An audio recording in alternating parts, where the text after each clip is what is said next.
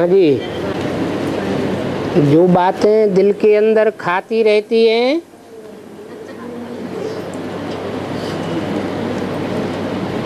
समाधान नहीं निकलता है, अथवा असंतुष्ट रहते हैं और असंतुष्ट रहने के कारण फिर दूसरों के सामने प्रदूषण फैलाते रहते हैं। उससे डिससर्विस होती रहती है। डिससर्विस माना बाप के नहीं बनते हैं, आपस में देहधारियों में उलझ जाते हैं। इसलिए ये वार्तालाप का क्लास रखा गया है।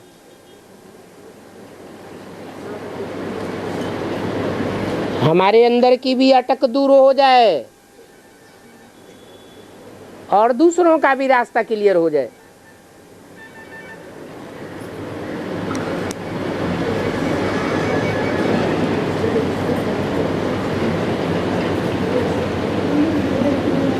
बाप कहते हैं साफ दिल तो मुराद हासिल।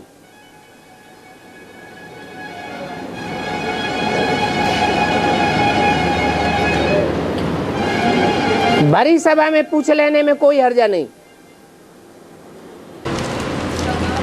हाँ जी,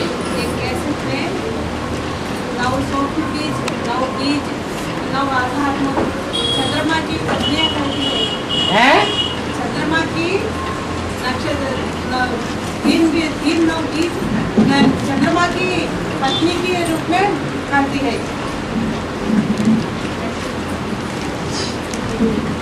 नौ सोमु बीज, नौ स्थूल बीज, नौ आधारभूत। बीज आत्मा को कहा जाता है। वृक्ष का बीज जैसे वृक्ष की आत्मा है, वो जड़ बीज होते हैं और ये कारण शरीर कहा जाता है।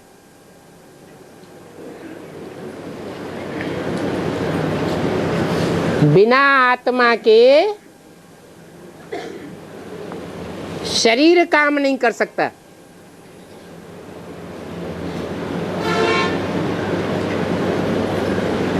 ऐसे ही जो आधार मूर्त का पार्ट बजाने वाले हैं, जड़ों का पार्ट बजाने वाले हैं, उन्हें चलाने वाले बीज भी चाहिए।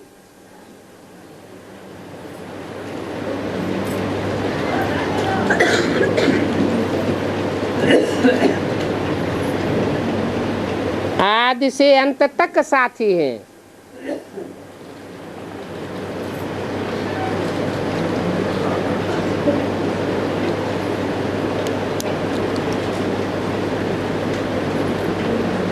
जैसे नवरत्न है, परंतु उन नवरत्नों में एक वैल्यूलेस है और बाकी 8 की वैल्यू हो जाती है, परंतु वो नंबरवार कम वैल्यू के हैं।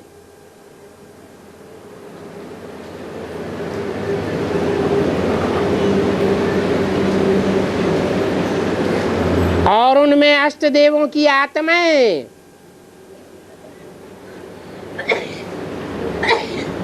अपना विशेष कार्य करती है। तो नवग्रह कहे जाते हैं।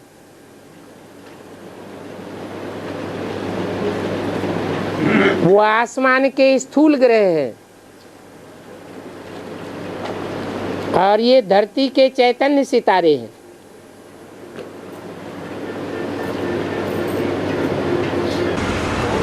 वैल्यूलेस में कौन सा रत्न नीचा बाबा है? नवरत्नों में वैल्यूलेस कौन सा है? जिसे पुखराज कहा जाता है, आर्य समाज से कनेक्टेड है।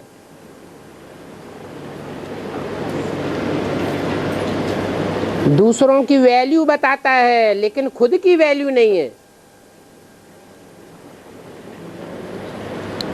नास्तिक धर्म का फाउंडर है।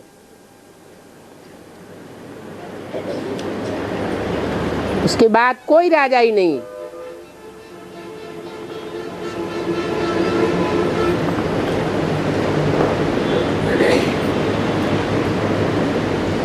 षष्ठी के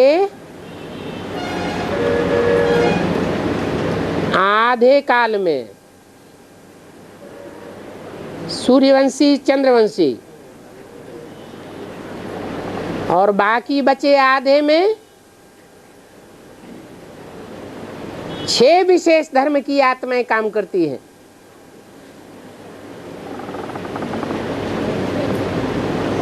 छह और 2 8।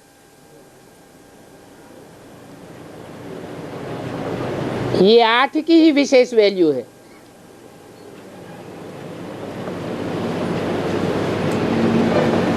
नंबरवार बाप से प्राप्ति करने वाले हैं।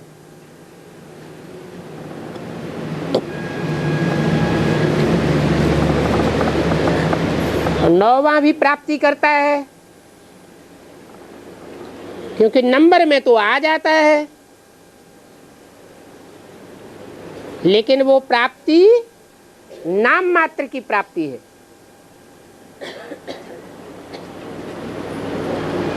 उसे राजाई कहें ना कहें बराबर है।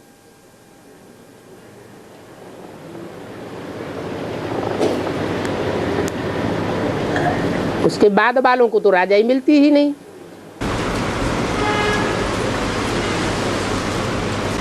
ऐसे स्कूल में किसको कहा जाता है? ऐसे रतन, नीचे रतन स्कूल में कौन सा है? रत्न में स्कूल में कौन सा रतन नीचे का कहा जाता है? नीचे के नीचे का किस रत्न कौन सा रत्न नीचे कहा जाता है? हीरा है सबसे वैल्यूबल, फिर नंबरवार माणिक, पन्ना, वैडूर्य, ढेर नाम दिए हुए हैं। वो कम पावर वाले हैं, क्योंकि अलग अलग धर्मों से कनेक्ट किए हुए हैं। और धर्मों की वैल्यू भी कम होती जाती है, क्योंकि बाद में प्राप्ति करने वाले हैं। जो जितना ही बाप के नजदीक, वो उतनी ही जास्ती प्राप्ति करने वालों की लिस्ट में है। और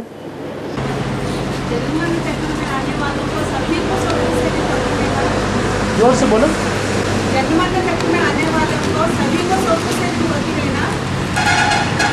क्या समझा? जन्म चक्र में आने वाले सबको सूक्ष्म शरीर मिलता है। जन्म चक्र में आने वालों को सबको सूक्ष्म शरीर मिलता है क्या? जो जन्म में आते हैं, जन्म मरण के चक्र में सूक्ष्म शरीर उनको मिलता है जो ज्ञान को पूरा नहीं समझते हैं, इसलिए ज्यादा पाप करते हैं। उनके पापों का बोझा ज्यादा न बढ़े,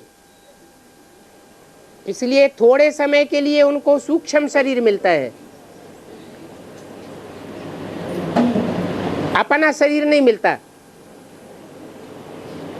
तो जिन शरीरधारियों में प्रवेश करके पार्ट बजाते हैं, उनका हिसाब किताब बनता रहता है।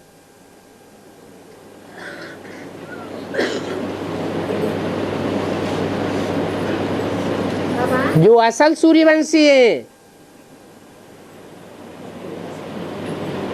वो सूर्य की औलाद होने के कारण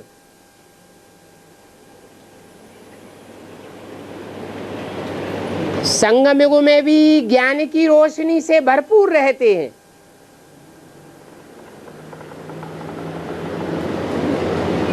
और अज्ञानता की कमी होने की वजह से भरपूर रोशनी में रहने के कारण पापों से बचे रहते हैं नंबरवार पुरुषार्थ अनुसार।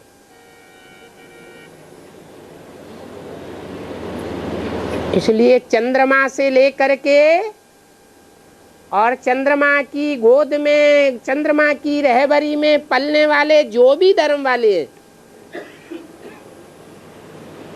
वो सब पापात्माओं की लिस्ट में आते हैं। ज्यादा पाप करते हैं, फिर सूक्ष्म शरीर भी धारण करते रहते हैं। इसलिए और धर्मों में फरिश्ताओं की बहुत मान्यता है। 16 कला संपूर्ण बनने वाले देवताओं की मान्यता नहीं है।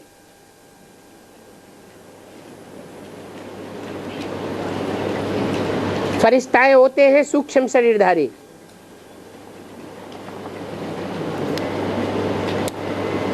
और सत्यम शिवम सुंदरम कहते हैं ना। हाँ जी, इसका अर्थ क्या है? वो सत्य भी है,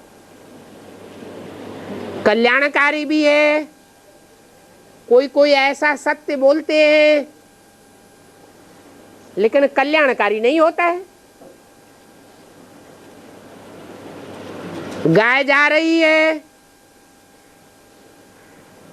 और बोलने वाले ने कसाई को सत्य बता दिया, गाय इस रास्ते पर गई है,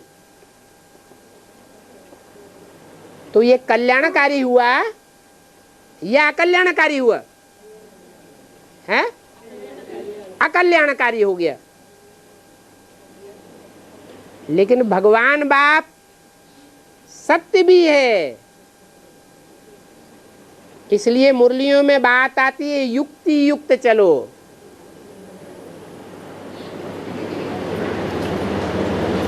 युक्ति से मुक्ति।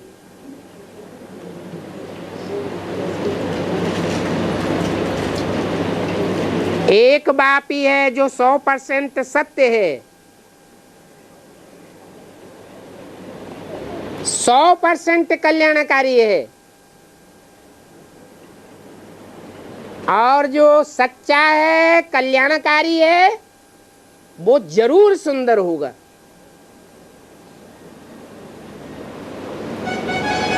और सबको अच्छा लगेगा।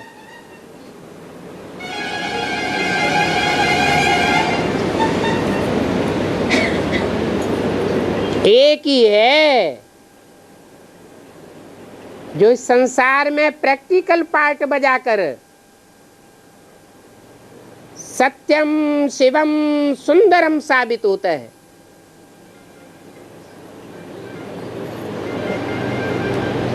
बाकी कुछ न कुछ परसेंटेज में आ जाते हैं।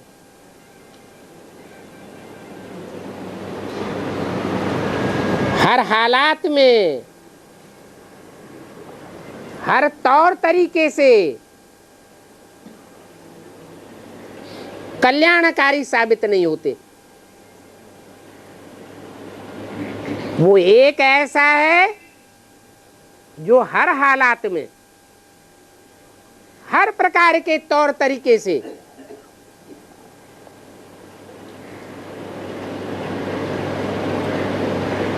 हर एक आत्मा के साथ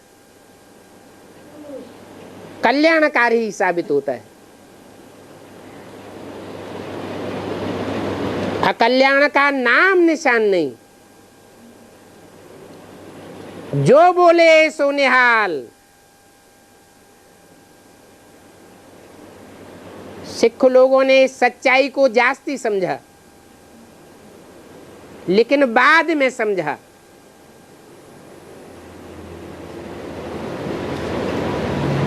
कि भगवान बाप जितना सत्य बोलते हैं और कल्याणकारी बोलते हैं, जो कुछ भी बोलते हैं सुनने में भले थोड़े समय के लिए कोई को कड़वा लगे, वो भी कल्याणकारी साबित होता है।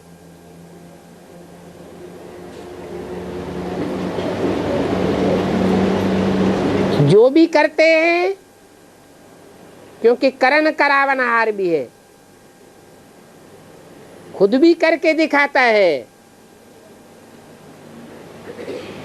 और बच्चों से भी कराता है। तो जो भी करते हैं कल्याणकारी ही करते हैं।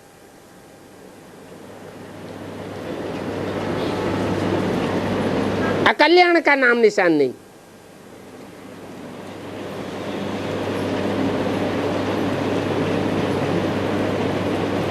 सच्चा खाना, सच्चा पहनना, सच्चा लेना और सच्चा देना, ये बाप ही सिखाते हैं। फिर उसका रिजल्ट क्या होता है? सच तो बिठो नच। जो जितना सच्चाई से बोलेगा, जितना सच्चाई से कर्मेंद्रियों से कर्म करेगा, उसकी खुशी बढ़ेगी या घटेगी? दिन दूनी रात चौगुनी बढ़ती जाएगी।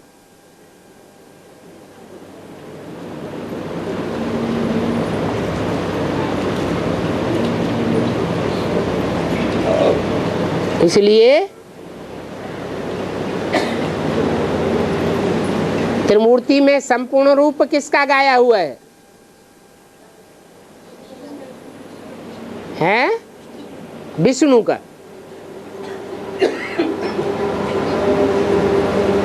आनंद का सागर कहा जाता है।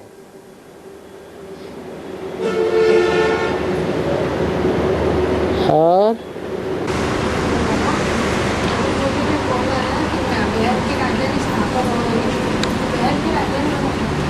वेद की राजाई माने इतनी बड़ी राजधानी जिसमें दुनिया के 500 करोड़ मनुष्य भी अपना सर झुका देंगे। कोई विरोध करने वाला नहीं रहेगा।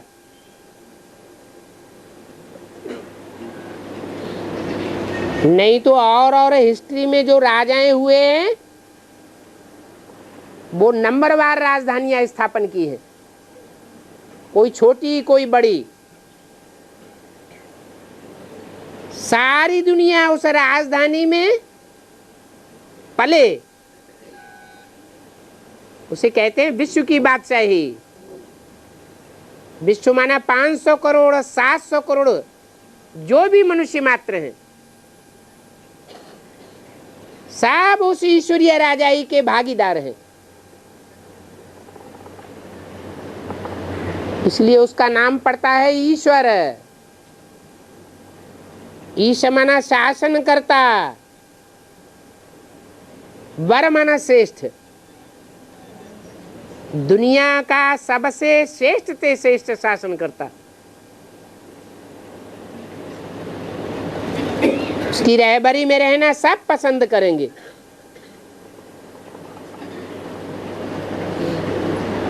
और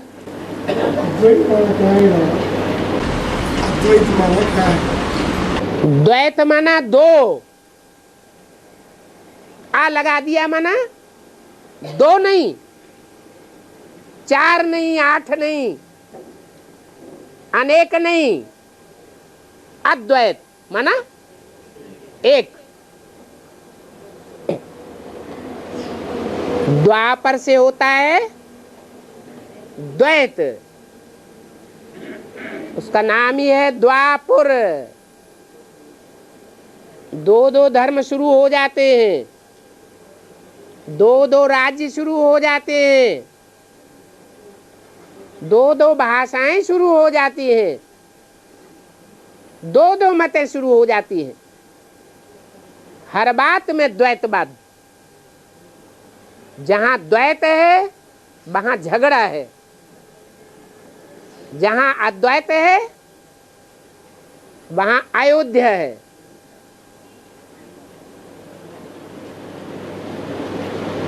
लड़ाई झगड़े का नाम निशान नहीं। सतयुग त्रेता है अद्वैत राज्य। भले त्रेता में अनेक राजाएं होंगे,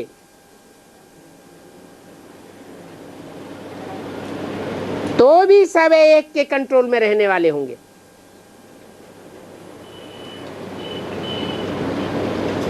अनुशासनहीनता नहीं होगी, विरोधाभास नहीं होगा।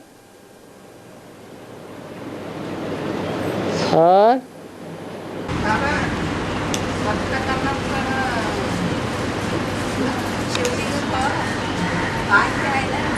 हैं? हाँ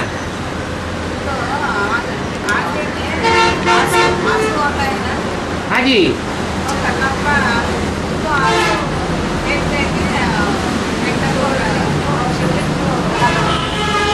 बोला है ना मुरली में, भगवान को जितना रुलाया है उतना और किसी को नहीं रुलाया है।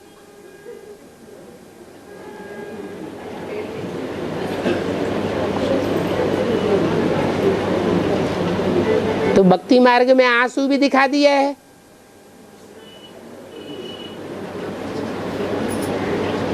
और तुम बच्चों को रोना क्यों कर रहे हो? हाँ, तुम बच्चों को, मेरे को नहीं। मेरे के लिए तो कहा जाता है बच्चे तुम्हारा बाप आया हुआ है, वो सबका बाप है, हंसने वालों का भी बाप है और रोने रुलाने वालों का भी बाप है। इसलिए कहते हैं सुख की दुनिया मेरी है तो दुख की दुनिया मेरी नहीं है क्या? और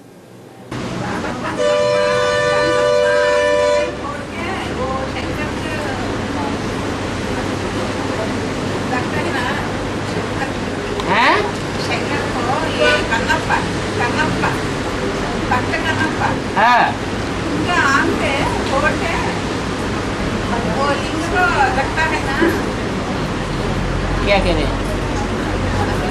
अपने आप को निकाल करके लिंग में लगाते हैं। हाँ अरे कन्नप्पा करता तो तमाम काटो देखी। हाँ अच्छा, मैं इसका अर्थ क्या है? माता जी पूछ रहे हैं। हाँ शिवलिंग होता है ना, शिवलिंग को दो आंख होता है। हाँ। एक आंख से भक्त का नब की परीक्षा लेने के लिए, एक आंख से बांस निकलता है। वो भक्त जो है वो ये जानते हैं कि ये शिवलिंग भगवान की यादगार है। तो वो क्या करते हैं, उनको आंख निकाल के भगवान को लिखते जो भी भक्ति मार्ग में बातें आई हैं, उन भक्ति मार्ग की बातों में ढेर सारा भूसा भरा हुआ है। यह सब कुछ सच्चाई है, हैं? क्या है? भूसा भरा हुआ है। तो बाप कहते हैं मैं जो कुछ सुनाता हूं वो सुनना है, मैं शास्त्रों की जो बातें उठाता हूं उन पर मनन चिंतन मंथन करना है। क्योंकि बाप शास्त्रों के भूसे में से बसर निकाल करके हमारे सामने रखते हैं। शास्त्रों में आटे में जैसे नमक होता है सच्चाई, इतनी सच्चाई है, बाकी सब सब झूठा है। भक्त तो जानते ही नहीं है कि शिवलिंग निराकार कैसे होता है। वो तो निराकार का अर्थ ये लगाते हैं जिसका कोई आकार ही नहीं है, जो आंखों से देखा नहीं जाता।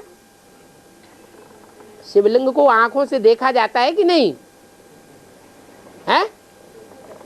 अरे शिवलिंग आंखों से दिखाई पड़ता है या नहीं पड़ता है? तो निराकार कहाँ हुआ है? हाँ, शिवलिंग का अर्थ है वो निशान जिसमें वो निराकार ज्योति बिंदु अभोक्ता प्रवेश करके पार्ट बजाता है। आंखें होते हुए भी जैसे कि नहीं है, कान होते हुए भी जैसे कि नहीं है, सारी दुनिया की ग्लानि अपने ऊपर धारण कर लेता है। कलंकीधर अवतार कहा जाता है। परंतु उस ग्लानि को एक कान से सुनता और दूसरे कान से निकाल देता है। नहीं तो मनुष्यों को थोड़ी ग्लानि सुना दो तो फीलिंग आ जाती है, चेहरा लटक जाता है, खट से प्रभावित हो जाते हैं। वो एक ही भगवान का ऐसा पार्ट है जो इंद्रियां होते हुए भी जैसे कि न होने के बराबर।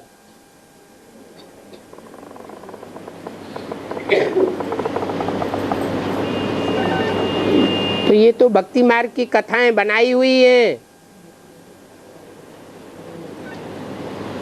बनाने वाले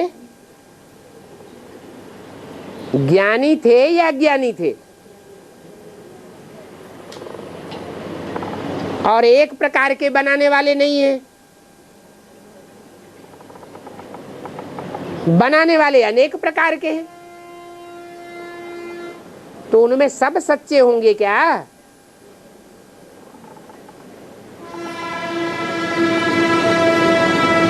और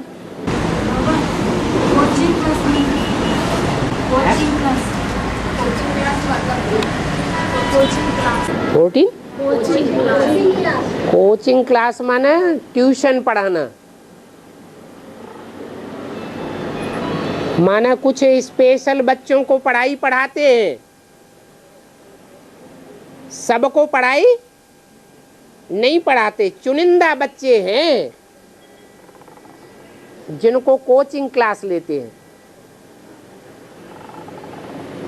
माने पढ़ने वाले तो बेसिक में भी बहुत हैं, फिर उन सबको पढ़ाई पढ़ाते हैं क्या? है कुछ विशेष बच्चे हैं जिनका कोचिंग क्लास लेते हैं।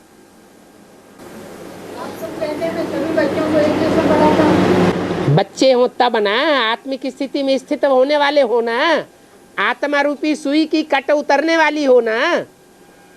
कहते तो हैं जिनकी आत्मा रूपी सुई की सारी कट उतर जाती है उनको डायरेक्ट बाप पढ़ाते हैं, आत्मा ही नहीं बनते।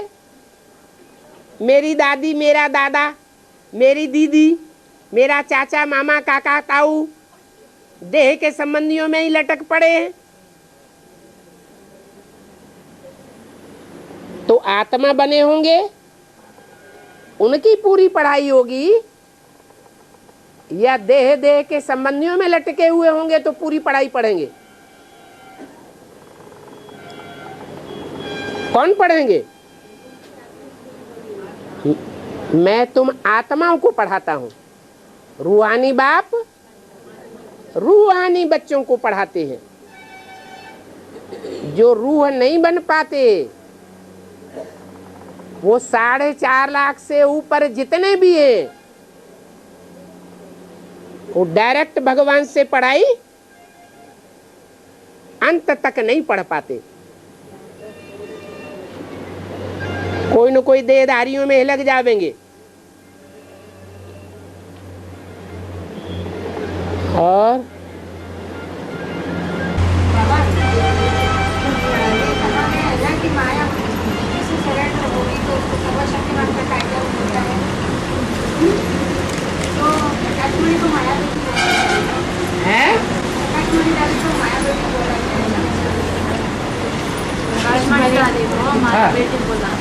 प्रकाश मणि दादी ही अकेली माया बेटी है और दूसरे लोग माया बेटी नहीं बनते।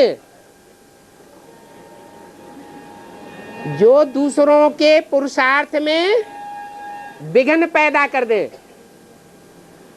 उमंग उत्साह बढ़ाने के बजाय बाप के नजदीक लाने की बजाय बाप से दूर कर दें, उनको माया बेटी नहीं कहा जाएगा? है? माया क्या काम करती है? बाप से दूर भगाती है और अपने से चिपकाती है। जैसे हर बात में बीज रूप और आधार मूल है ना, तो वैसे ही माया बेटी जो बोला गया तो उसमें भी आधार मूल। बीज रूप कौन है? जो बड़ी जड़ का काम करे वो आधार मूर्त। बड़ी जड़ हो गई, फिर उसका कोई बड़ा बीज भी होगा। बीज ज्यादा पावरफुल होता है या जड़ ज्यादा पावरफुल होती है? बीज जब बीज रूप स्टेज में आ जाता है तो जड़ का रचयिता बन जाता है। बीज से जड़ पैदा होती है, तो ज्यादा पावरफुल कौन हुआ? बीज हुआ।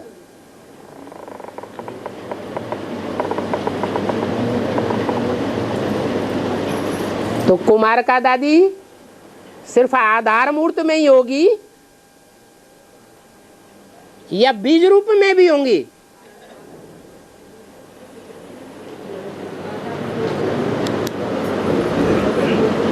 जड़त्वमयी बुद्धि जड़ को पकड़ेगी।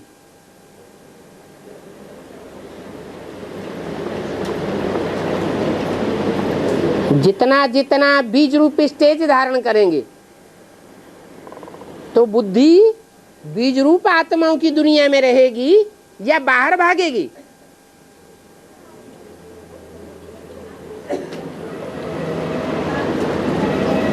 अभी तो 3 दुनियाएं हैं, 500-700 करोड़ पत्तों की बाहर की दुनिया, फिर आधार मूर्तों की दुनिया जो जड़ों पर बैठे हुए हैं, बेसिक नॉलेज तक रुके हुए हैं, फिर बीज रूप आत्माओं की दुनिया जो आत्मा बन जाते हैं।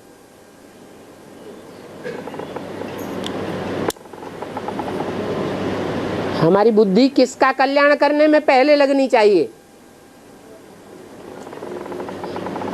हम कौन से घराने के हैं? बीज रूप आत्माओं की दुनिया के घराने के हैं, आधार मूर्तों के घराने के हैं, या 500 करोड़ की दुनिया के हैं? हमारी दुनिया ही अलग है। पहले घर का सुधार, फिर पर का सुधार। पहले अंदर झांकना है, 500 करोड़ की दुनिया का सुधार बाद में होगा।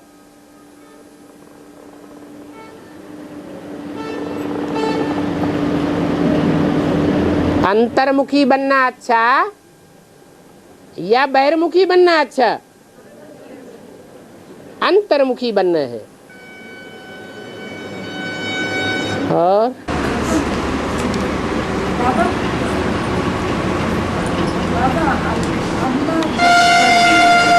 अल्लाह जब भी देते हैं चप्पल पाड़ के देते हैं। भगवान जब देते तो पत्थर फाड़ के देते हैं, मतलब क्या? मतलब ये क्या मुरली में आया है? हैं? मुरली में आता है? फिर देते हैं क्या? 500 करोड़ को छप्पर फाड़ के देते हैं? हैं? अरे भगवान से लेने की जिनके पास युक्ति है उनको ही मिलता है, नहीं तो वो देने वाला देता है और लेने वाले नहीं लेते हैं। वो तो सबको बराबर बराबर देता है, या कोई को कम देता है, कोई को ज्यादा देता है? हैं? सबको बराबर बराबर देता है। ये भक्ति मार्ग की बात है। भगवान देते हैं तो छप्पड़ फाड़ के देते हैं।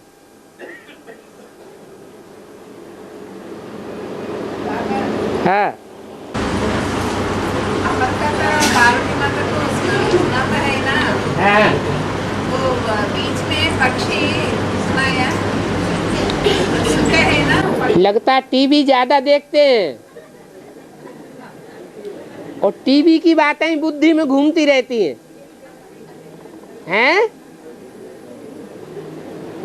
और टीवी में जितने भी सीरियल बनाने वाले हैं और टीवी के सीरियल बनाने वाले वो सारे बम्बईया हैं।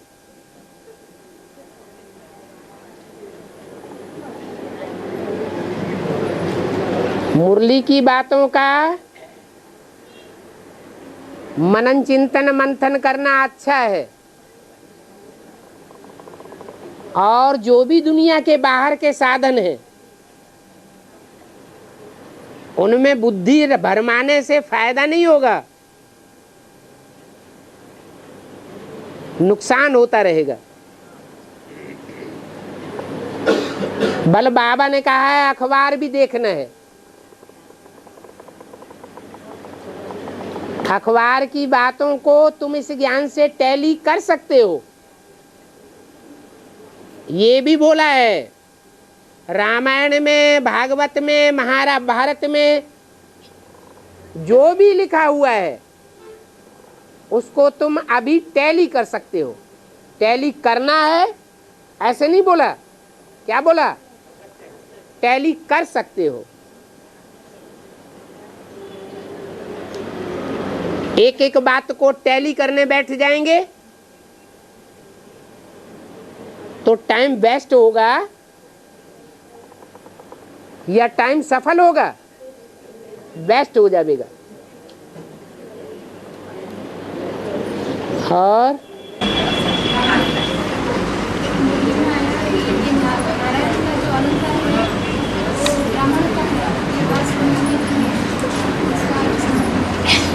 नारायण का क्या? हाँ हाँ, नारायण के जो अलंकार हैं वो ब्राह्मणों के अलंकार हैं। नारायण का अलंकार या विष्णु के अलंकार, ये वास्तव में कोई विष्णु तो ऐसा होता नहीं है, और अभी वर्तमान में कोई नारायण भी नहीं है जो संपन्न स्टेज बनाने वाला हो, जिसके संसर्ग संपर्क में आने मात्र से ही कोई चेंज हो जाए। जो भी विष्णु के अलंकार हैं वो संपन्नता की यादगार हैं। वास्तव में शंख, चक्र, गदा, पद्म, ये पुरुषार्थी ब्राह्मण जीवन की बातें हैं या नारायण धारण करेगा? तो पुरुषार्थी तो ब्राह्मण है। अभी वर्तमान समय जो भी पुरुषार्थी हैं उनके वो अलंकार दिखाए गए हैं। नहीं तो नारायण को या विष्णु को इतना ताम झाम धारण करा दिया जाए तो सच्चाई है क्या? वो बीज रूप स्टेज में होंगे, निसंकल्पी स्टेज में होंगे, ज्ञान के सार में टिके हुए होंगे, या विस्तार की बातों में जाने वाले होंगे?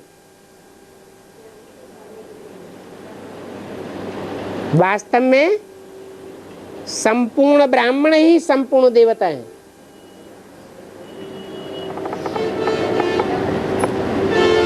अभी की बातें हैं। अभी हमको अलंकार धारण करने का पुरुषार्थ करना है, उसकी यादगार दिखाई है। और बाबा ये कैसे मतलब अष्टदेव भी उसको प्रवेश करके सर्विस करते हैं हैं।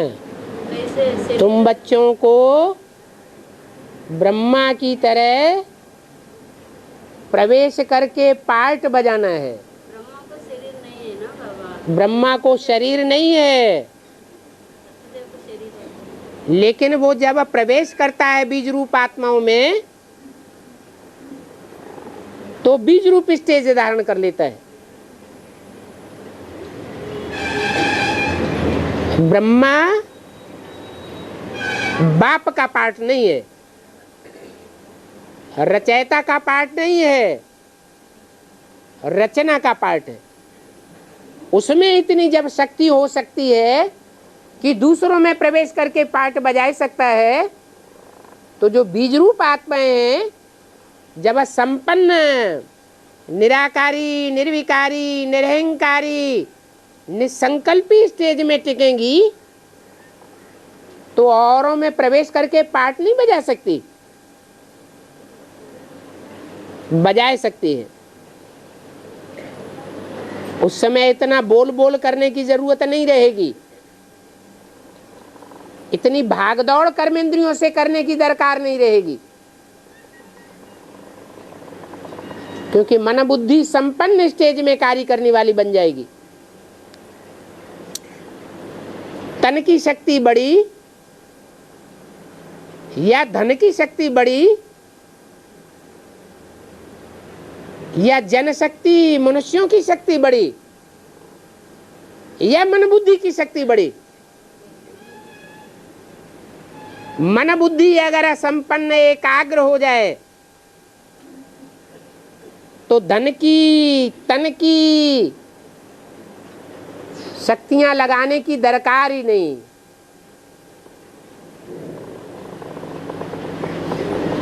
मन बुद्धि रूपी आत्मा सारा कार्य करेगी। वाइब्रेशन को कंट्रोल किया और उस वाइब्रेशन में पलने वाले जितने भी जीव जंतु हैं वो स्वतः ही कंट्रोल्ड हो जाएंगे।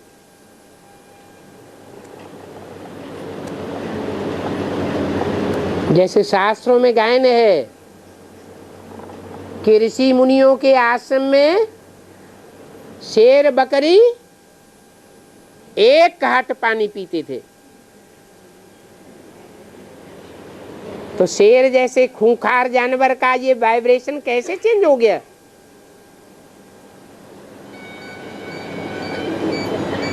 ये वर्तमान संगम युगी पुरुषार्थी जीवन की संपन्नता की स्टेज का यादगार है।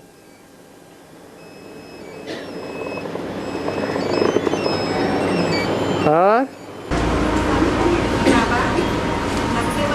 शिवलिंग को रुद्राभिषेक करते था ना, अभिषेक माना है, अभिषेक माना, रुद्राक्ष कहते हैं और अभिषेक माना क्या? रुद्राभिषेक, रुद्राभिषेक, रुद्राभिषेक। हाँ, रुद्र का मतलब है रौद्र रूप धारण करने वाला।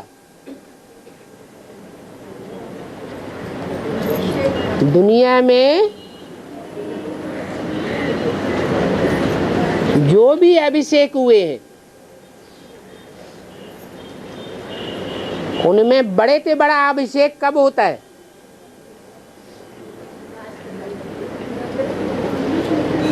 संगम युग में होता है।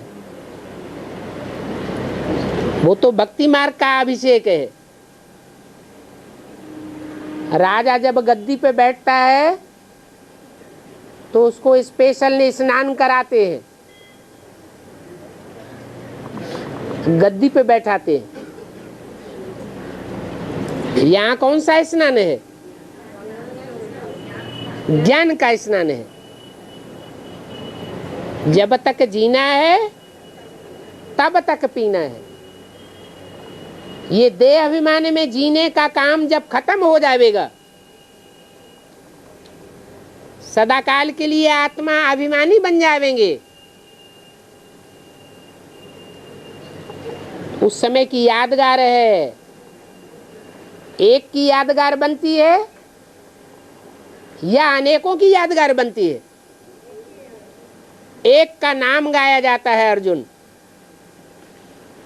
एक का नाम गाया जाता है युधिष्ठिर, बाकी ऐसे नहीं कि एक ही अर्जुन था, एक ही युधिष्ठिर था। अभिषेक होने वाले राजाएं अनेक होते हैं, जिनका अभिषेक होता रहा,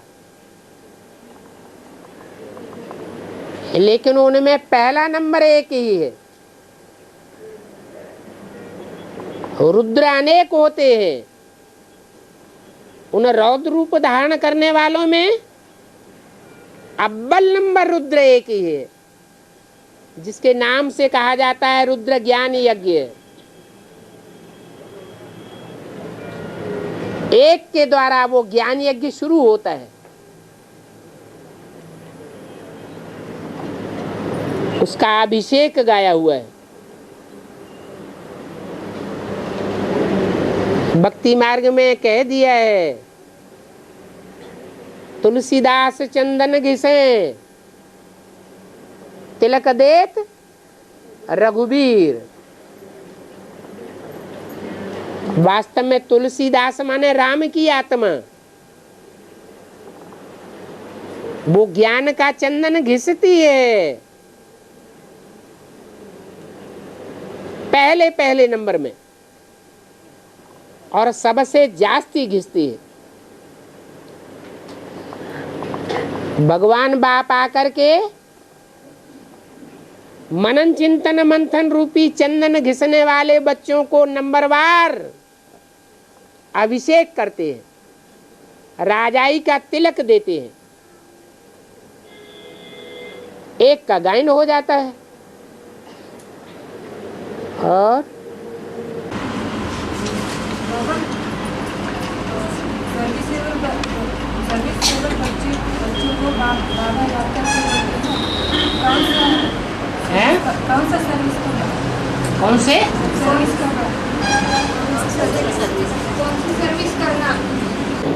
एक होती है सर्विस और एक होती है डिस सर्विस। सर्विस करने वाले समझते हैं हमने बहुत सर्विस की, लेकिन रिजल्ट में देखा जाता है बहुतों को दुख दिया। बजाय खुशी देने के क्या दिया? दुख दे दिया। तो सर्विस की लिस्ट में गिना जाएगा या डिसर्विसेबल की लिस्ट में गिना जाएगा? ज्ञान तो बहुतों को दिया, लेकिन देह अहंकार में आकर के दिया।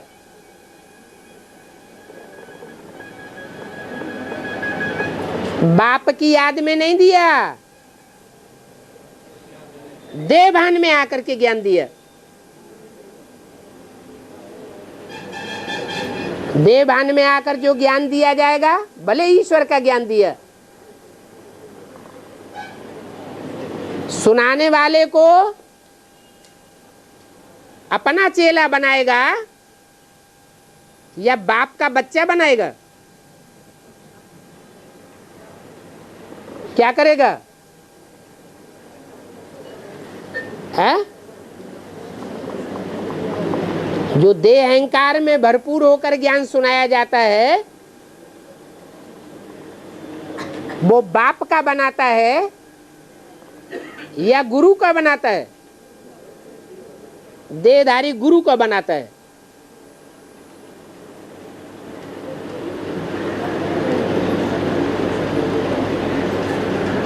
बाप कहते हैं सर्विसेबल बच्चों को मैं बहुत याद करता हूँ।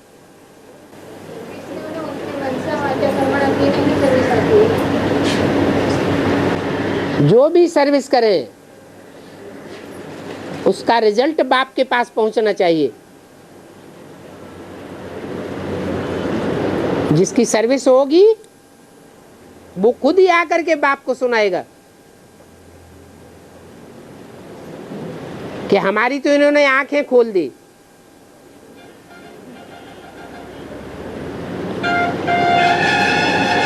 और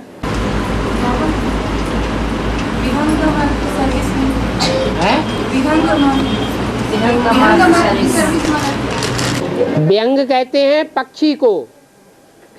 जो पक्षी बहुत ऊंची ऊंची उड़ान उड़ते हैं, उनको व्यंग मार्गीय कहा जाता है। एक होती है चीटी मार्ग की सर्विस, जैसे चीटी धीरे धीरे चलती है वो सेवा,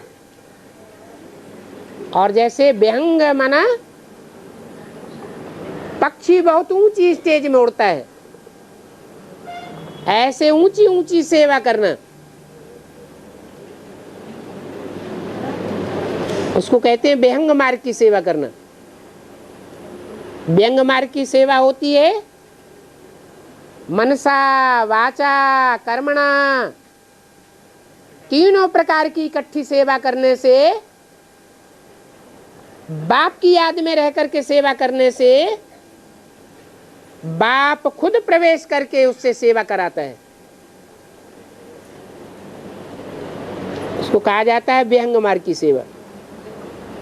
रिजल्ट अच्छा निकलता है। और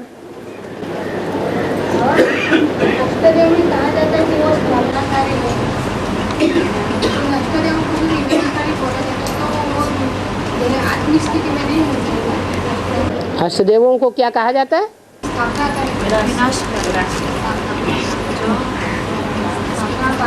विनाश कल्याणकारी है या कल्याणकारी है? विनाश भी कल्याणकारी है। बाप जैसा विनाश कराना चाहते हैं वैसा विनाश होना चाहिए।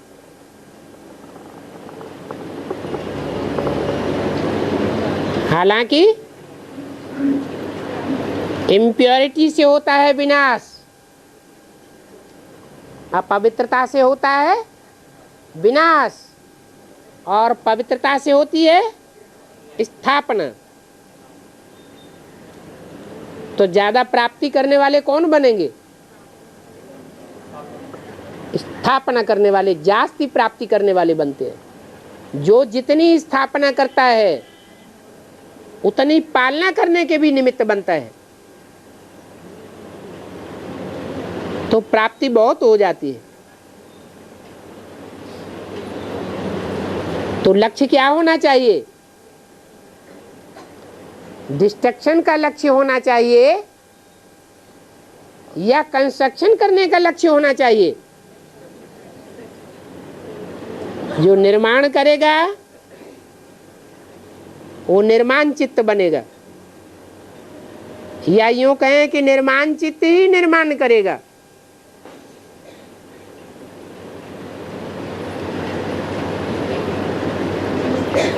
और बाबा जो टीचर बनते हैं वो मुझ पर बातें बोलते हैं, कौन सा बात में बोला है कोई टीचर ऐसे होते हैं जो सतयुग में जाकर के सिर्फ टीचर ही बनेंगे, राजपद नहीं पावेंगे, राजा नहीं बनेंगे। और कोई टीचर राजपद पावेंगे। ब्रह्मा कुमारी कोई राजा कुमारी बनेगी और कोई ब्रह्मा कुमारी प्रजा कुमारी बनेगी। टीचर तो सब बनते हैं, लेकिन जो टीच किया उसका रिजल्ट क्या निकला वो भी देखना है। ऐसे नहीं कि जितने टीचर बनते हैं, जितने इंचार्ज बनते हैं, वो ऊंच पद पाते हैं। कोई जरूरी नहीं है।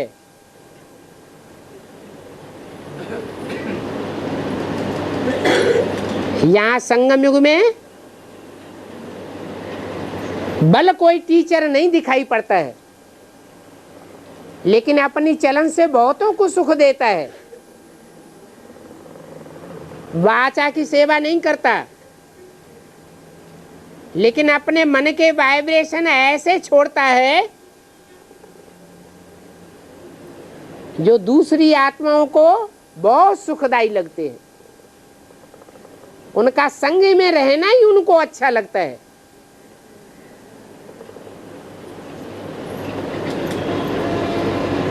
तो अपने व्यवहार से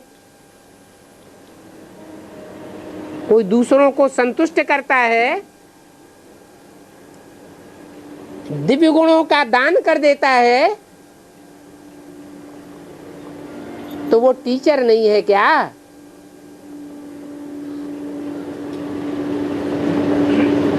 वो भी टीचर है।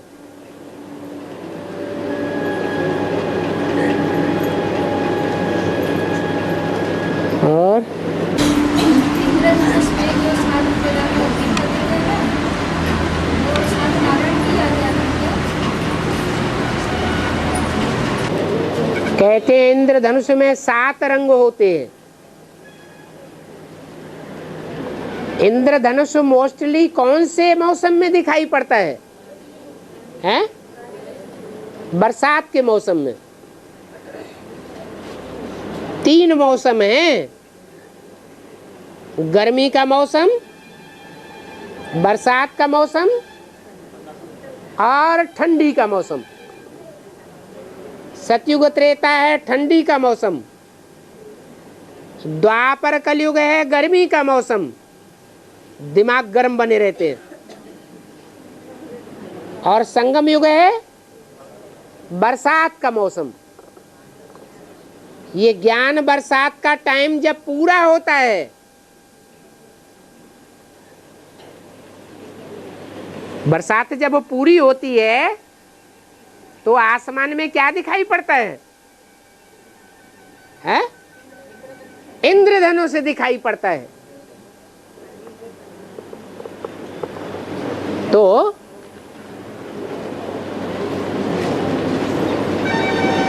ये 7 रंगों वाला इंद्रधनुष है, 7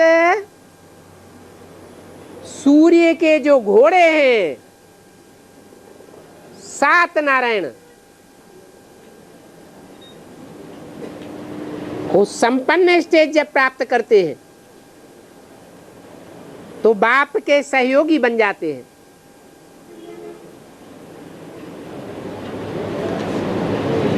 उनके अलग अलग प्रकार के 7 रंग हैं। अंत में ऊंची स्टेज में दिखाई पड़ेंगे।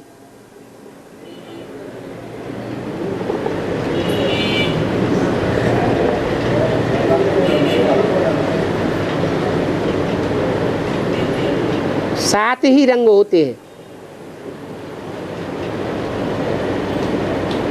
सफेदी कोई रंग होता है क्या? हैं? सफेद अपने में कोई रंग नहीं है।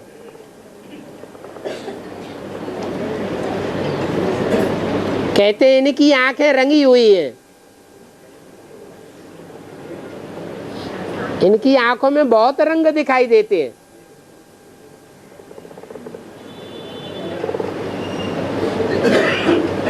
तो जो 7 विधर्मी हैं वो ही रंगीले हैं।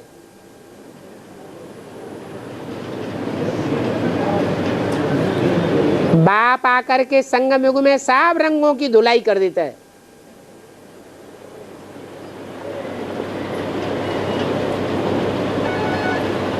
इसलिए सबसे श्रेष्ठ रंग कौन सा हुआ है? जो बाप कहते हैं कि सफेद कपड़ा पहनना अच्छा है। क्यों? रंग बिरंगे कपड़े पहने हुए देखेंगे तो आंख ज्यादा आकर्षित होगी या सफेद ज्यादा आकर्षित करता है?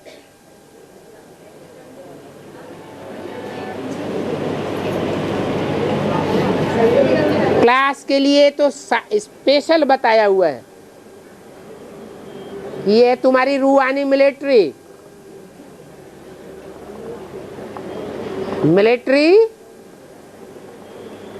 जब फील्ड में आती है तो उसकी अपनी वर्दी होती है। क्लास में सबको सफेद वस्त्र ही पहनना चाहिए। मान लो सफेद वस्त्रों के बीच में कोई एकदम लाल लाल हरा हरा पहने बैठा हुआ है, गहरे रंग का कपड़ा, तो सबकी बुद्धि किधर जाएगी? उसी रंगीले की तरफ जाती रहेगी। दुनिया में भी ऐसे ही होता है, रंग बिरंगे की तरफ बुद्धि आंखें ज्यादा चौंधे आती हैं। इसलिए सफेद रंग सबसे अच्छा है संगम युग में। बाकी ऐसे नहीं कि सुबह से शाम तक सफेद वस्त्र ही पहने रहें,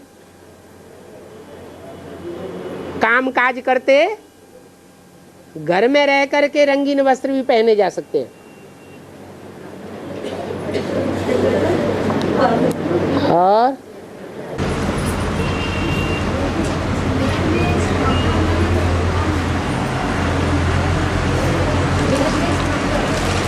वेद में क्या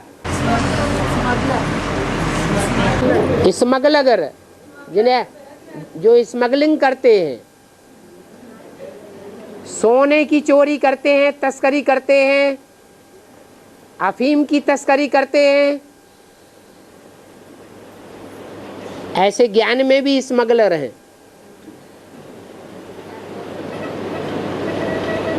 चोरी कर लेते हैं और बहुत पैसा कमाते हैं। जैसे सुनाते हैं एडवांस ज्ञान, और उसमें से बाप की प्रत्यक्षता के पॉइंट गायब कर देते, और बेसिक के स्टूडेंट को सुना सुना के बहुत खुश कर देते हैं। सुनने वाले समझते हैं बहुत अच्छा सुनाया,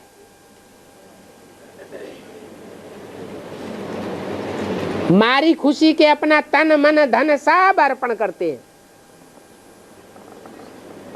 तो उसे स्मगलिंग नहीं करेंगे, कहेंगे, या चोर बाजारी नहीं कहेंगे, तो क्या कहेंगे? ऐसी चोर बाजारी करने वाले बेसिक नॉलेज में बहुत भरे हुए हैं। बेसिक नॉलेज की बात छोड़ो, एडवांस नॉलेज में भी जो और पार्टियां निकल रही है, वो पॉइंट निकालेंगी वही जो एडवांस के ऑलरेडी निकाले हुए पॉइंट हैं, लेकिन उसमें मिक्स करके अपनी बात सुनावेंगे। ये सब चोर बाजारी है।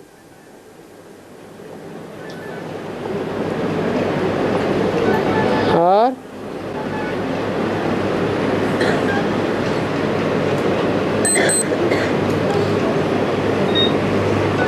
स्मगलिंग और चोर बाजारी छुपके की जाती है या सरेआम मैदान की जाती है? हैं? समाज और सरकार की नजरों से छुपा के करते हैं या प्रत्यक्ष में करते हैं? छुपा के करते हैं। ऐसे यहां भी है।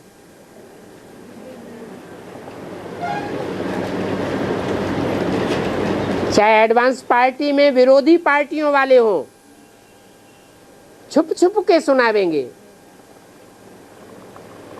गैर पुरुषार्थी कमजोर आत्माओं को सुनावेंगे। अथवा बेसिक नाज वालों में अंदर अंदर दरवाजा बंद करके बड़े बड़े महारथी समझे जाने वाले छुप छुप के लेन देन करेंगे। क्लास में उन बातों को नहीं बतावेंगे। इस सब ज्ञान में भी स्मगलिंग हो रही है, चोर बाजारी चालू है। और